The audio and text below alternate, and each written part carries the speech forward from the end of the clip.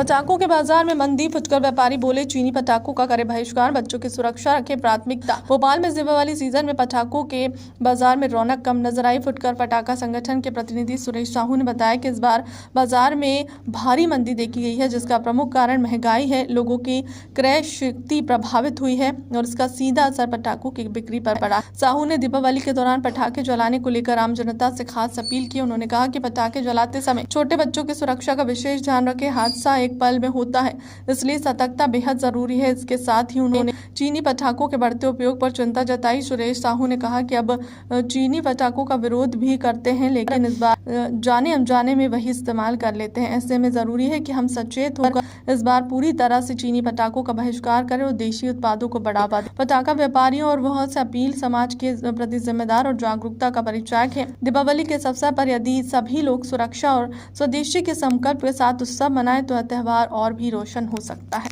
किस प्रकार के पटाखे मार्केट में आए और किस प्रकार का रुझान है? फुटकर पटाखा एसोसिएशन की ओर से मैं भोपाल वासियों को दिवाली की हार्दिक शुभकामनाएं देता हूं और मंगल कामना करता हूं कि हमारा साल नया लगा है और हिंदू धर्म के हिसाब से ये हमारा राष्ट्रीय त्यौहार है। भोपाल हिंदुस्तान का राष्ट्रीय त्यौहार है दिवाली। एक दशहरा होता था, दशहरा हो गया, बहुत अच्छा गया हमारा। अब हमारी दिवाली आ रही है, कल होने वाली है।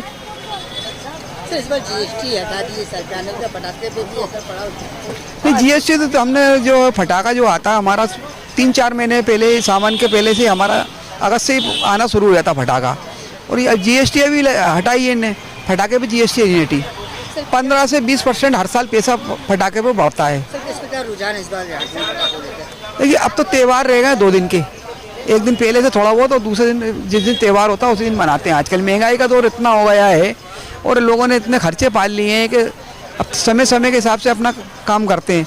जैसे आज दिवाली, कल धनतेरस थी, अब कल पर दिवाली है, तो धीरे धीरे बाजार में उठाव आएगा। 1-2 दिन में फटाखा चहल पहल काफ़ी बढ़ेगी। क्या संदेश देना चाहेंगे? सबसे पहले तो ये है कि बच्चों को सावधानी बरतें फटाखा जलाने में। कोई ऐसा कार्य ना करें कि दुर्घटना हो और ना ही ऐसा कार्य करें जिससे हमारे आस पड़ोसों को तकलीफ हो। हमारे अच्छे फटाखे आए सेवा आकाशी के, हमारे भारत सरकार में द्वारा सेवा आकाशी के अंदर फटाखे बनवाए जाते हैं। रंग जो आसमान में खिलने वाले हैं, ज़मीन पे चलने वाले फुलझड़ियाँ हैं, आज रंग चक्कर है, रंग दरबार है, आकाश मेला है, मोती महल है, इस टाइप की बहुत सी वैरायटी आई हैं बाज़ार के अंदर। लोगों की, बच्चों की चॉइस यही रहती है। सबसे पहले आपके चैनल से माध्यम से मांग करता हूँ कि चाइनी फटाखे पर रोक करिए है।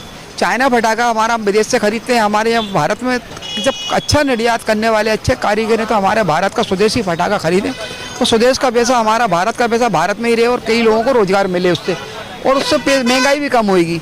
चाइना फटाखा हम चलाते हैं, विरोध करते हैं, पर हम उसको अमल नहीं करते, क्योंकि हमारी स्वदेशी चीज़ अपनाएं तो कम से कम हमारे स्वदेश का पैसा, देश का पैसा देश में ही रहेगा और कई लोगों को व्यापार बढ़ेगा इससे। सर, नाम बताओ। सुरेश साहू, फुटकर पटाखा एसोसिएशन है।